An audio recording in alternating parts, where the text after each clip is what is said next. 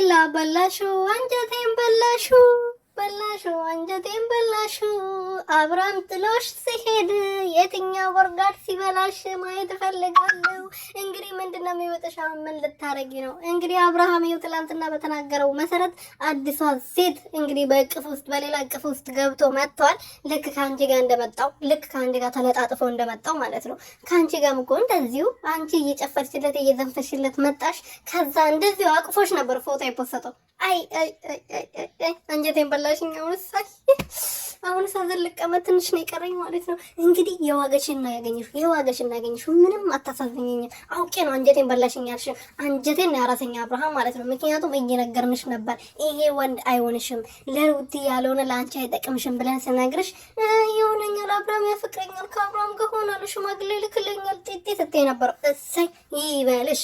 ሰላም ቤተሰቦች እንዴት ናችሁልኝ? እኔ ያለው እግዚአብሔር ይመስገን። በያላችሁበት ሰላማችሁ በትርፍርፍ ይበልልኝ።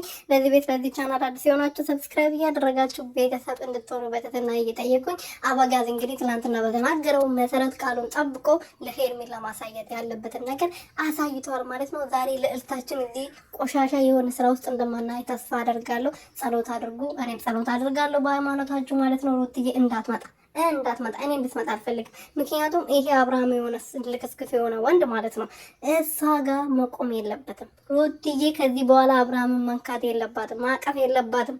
እባካችሁ ልጅቷ በሽታ ላይ ጥልብናል። ልጅቷ በሽታ ላይ እንዳትወርቅብን እና እባካችሁን ሁላችሁም ንገሯት፣ ኮመንት ጻፉላት። እኔ ማደርግላታለሁ በተቻለኝ አቅም እንዳትመጣ እዛው። ሁለቱ አሁን ደግሞ እስቲ ተራው የሄርሜላ ነው፣ ፊልሚያው የሄርሜላ ነው ብያቸዋለሁ።